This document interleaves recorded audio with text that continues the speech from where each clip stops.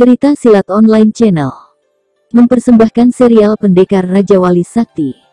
Episode Jago-Jago Bayaran, bagian 5. Di desa Kalianget, Suryadenta dan saudara-saudaranya sedang bergembira karena rencana mereka untuk menyebarkan berita tentang keberadaan Pendekar Raja Wali Sakti tanpa diketahui sumbernya berjalan mulus tanpa hambatan.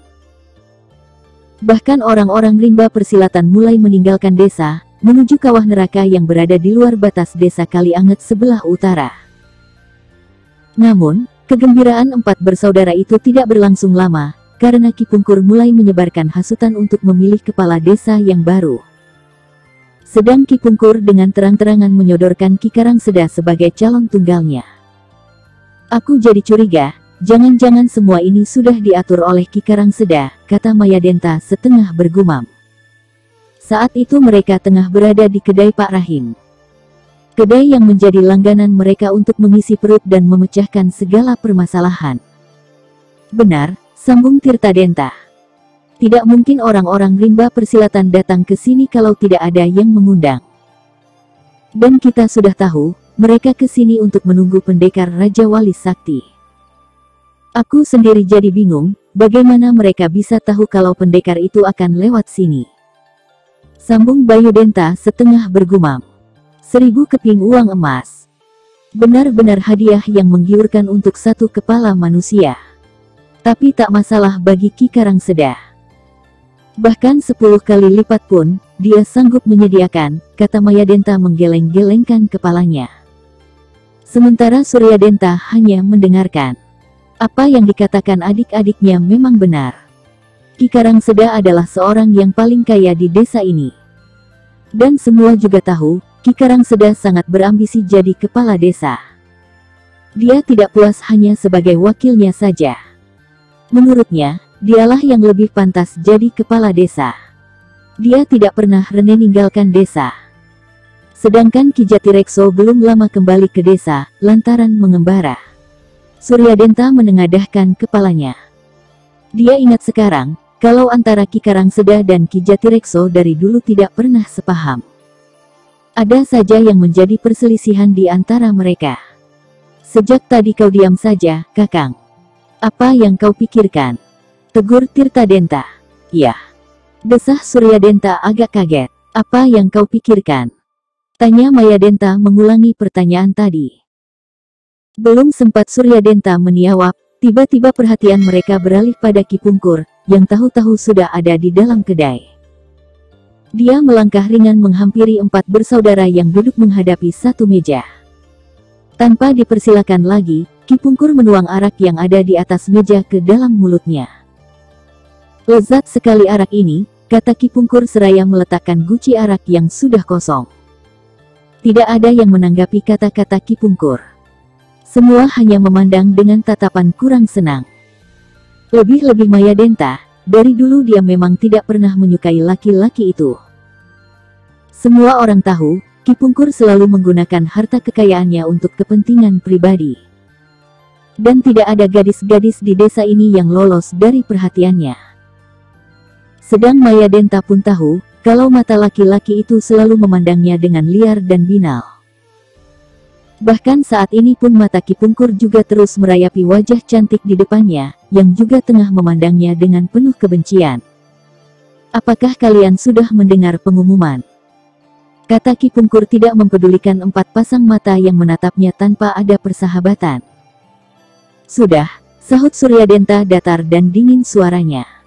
Bagus. Kalian pasti setuju untuk mengganti kepala desa, bukan? Ki Pungkur tersenyum lebar. Tidak ada satupun yang menjawab. Seluruh penduduk tampaknya sudah tidak sabar lagi untuk mengangkat Ki Karangseda menjadi kepala desa. Dan aku pun sudah menetapkan harinya, kata Ki Pungkur lagi. Tidak semudah itu, Ki Pungkur. Dingin suara Mayadenta. Hehehe.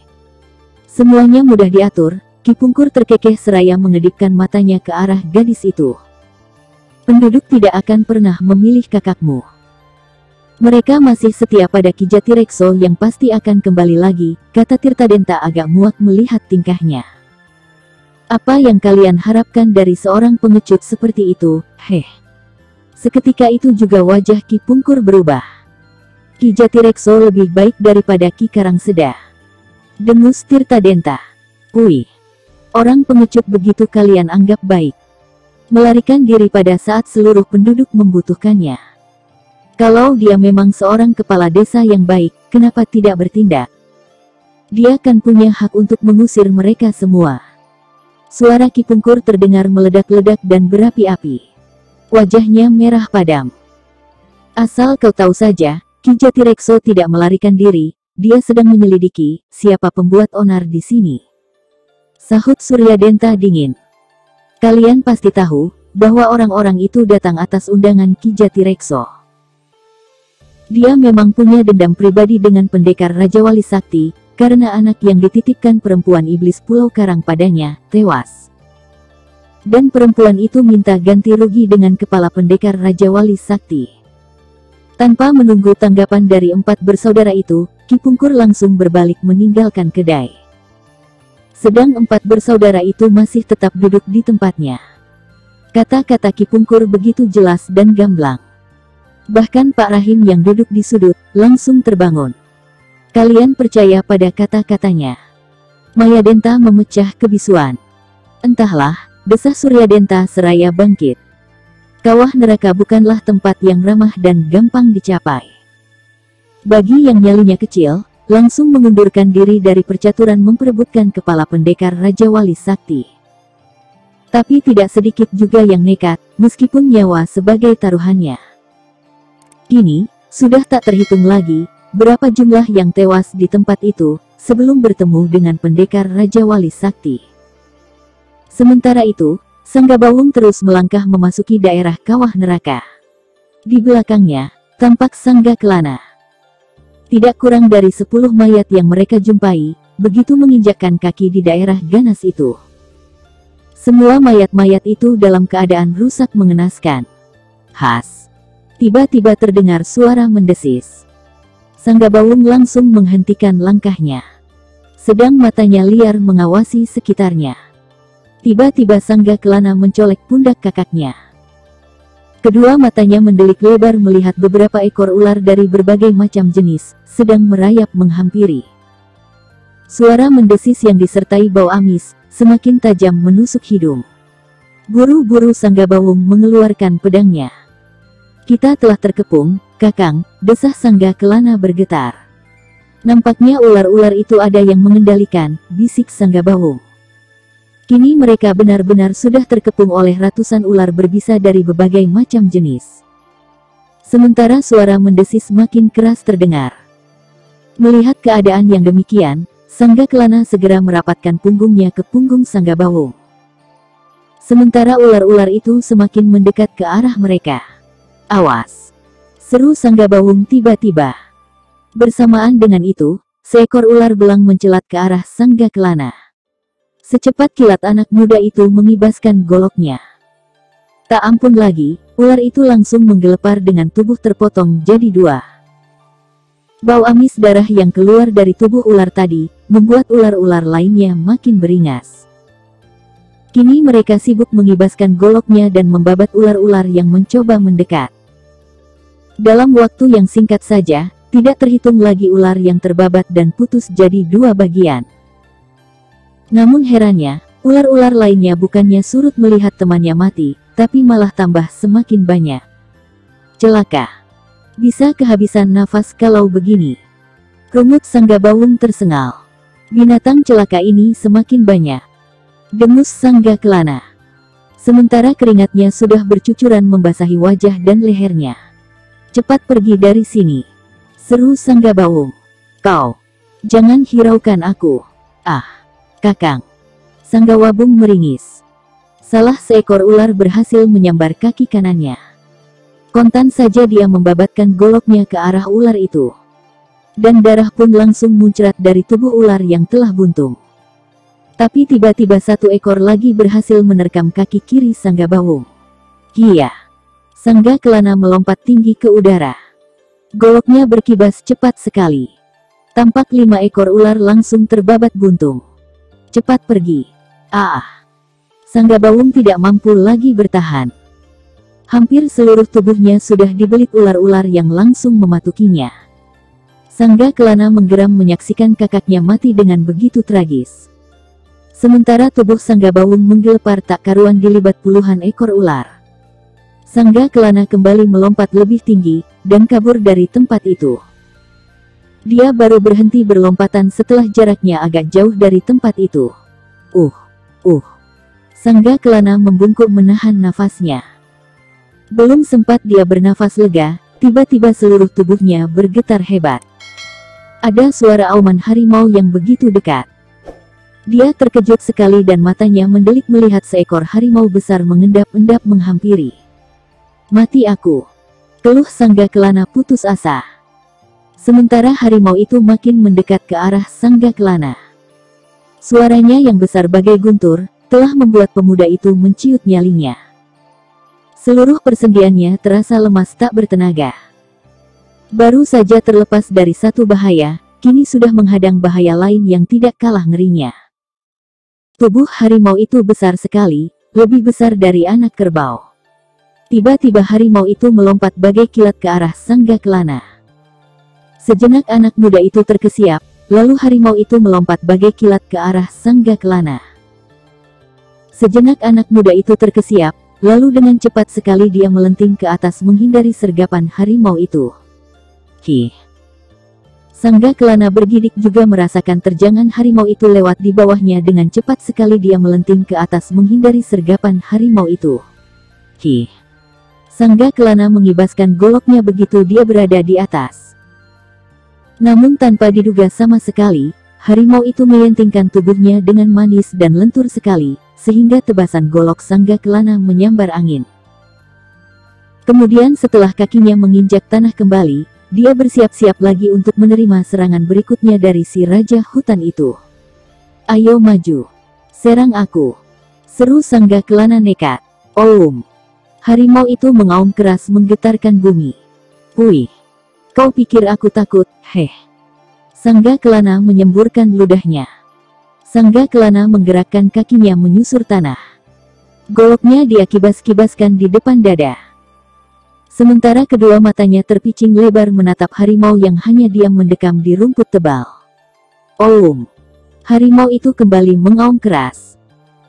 Sementara Sangga Kelana yang sudah siap sejak tadi, langsung menghindar, begitu harimau itu melompat dan menerjangnya.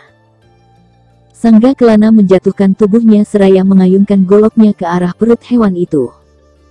Dia berguling ke samping dan langsung melompat bangun. Sementara kibasan goloknya hanya mengenai angin, karena harimau itu bisa mengelak dengan melenturkan tubuhnya. Belum juga Sangga Kelana berdiri, harimau itu sudah kembali menerjang sambil mengaum. Buru-buru dia mengelebatkan goloknya dan memapak terjangan harimau itu. Sungguh di luar dugaan, meskipun berada di udara, harimau itu bisa berkelit menghindari kibasan goloknya. Bahkan tanpa disangka-sangka, harimau itu melentingkan tubuhnya lebih tinggi lagi. Harimau itu seperi sudah terlatih menghadapi lawan manusia bersenjata. Belum lagi hilang rasa herannya, mendadak sebelah kaki depan binatang itu menyambar dari atas. Sangga Kelana memekik tertahan. Darah mengucur dari bahu yang koyak tersambar kuku-kuku tajam kaki harimau itu. Dia langsung melompat mundur. Luka di bahunya begitu besar, hingga darah mengucur deras membasahi bajunya. Gur! Harimau itu menggeram begitu mencium darah segar. Matilah aku, lenguh Sangga Kelana putus asa. Kembali harimau itu menerjang dengan kecepatan tinggi. Sementara Sangga Kelana yang sudah kehilangan semangat, dengan sebisanya menghindari serangan itu dengan berkelit sambil mengibaskan goloknya. Darah pun mengucur semakin banyak dari luka Sangga Kelana. Gerakan-gerakannya pun semakin lemah. Sedang matanya berkunang-kunang lantaran terlalu banyak darah yang keluar. Dari tadi tebasan goloknya tidak ada yang mengenai sasaran. Sangga Kelana kini benar-benar sudah tidak berdaya. Untuk berdiri saja rasanya tidak mampu lagi. Sementara keringat dan darahnya bercampur jadi satu. Nafasnya tersengal-sengal dan memburu cepat. Kini dia hanya berlutut, bertopang pada goloknya. Sedangkan harimau itu tampak mendekam sekitar 3 batang tombak dari Sanggakelana. Sementara kedua matanya menatap liar menggetarkan jantung. "Ayo, bunuh aku. Terkam aku, binatang." Gemut Sanggakelana putus asa. Gur. Harimau itu hanya menggeram lirih. Seperti mengolok-olok keputusasaan Sanggakelana. Melihat harimau itu diam saja, Sanggakelana mencoba bangkit. Namun baru saja bergerak, tiba-tiba harimau itu menggeram hebat. Membuat Sanggakelana mengurungkan niatnya. Kini hanya matanya yang berani menatap harimau yang tetap mendekam bermalas-malasan. Dia heran, kenapa harimau itu menjadi seperti jinak. Hanya saja, setiap dia bergerak harimau itu menggeram hebat. Seperti hendak mengatakan, dirinya harus diam. Heran, apa sebenarnya yang dia inginkan? Gumam Sanggakelana dalam hati. Belum lagi pertanyaan itu terjawab, tiba-tiba terdengar siulan nyaring yang melengking panjang.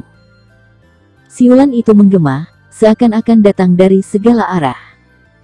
Setelah 2 kali siulan panjang itu terdengar, maka pada siulan ketiga, harimau itu bangkit berdiri. Gerakannya lamban seperti malas untuk bangun. Oh!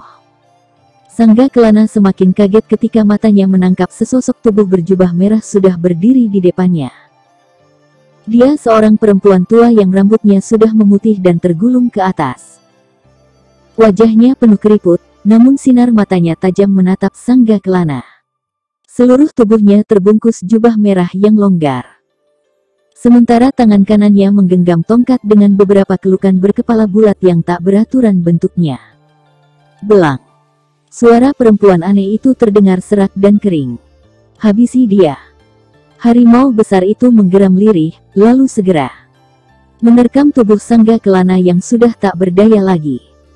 Dia mengoyak-ngoyak tubuh itu dan menyantapnya dengan bernafsu. Setelah merasa kenyang, dia segera merebahkan tubuhnya di samping tuannya. Sementara lidahnya menjulur-julur keluar menjilati sisa-sisa darah yang melekat di mulutnya.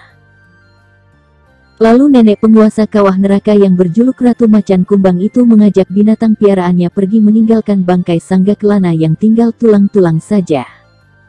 Bersambung ke episode Jago-Jago Bayaran. Bagian 6. Jangan lupa like dan subscribe, terima kasih.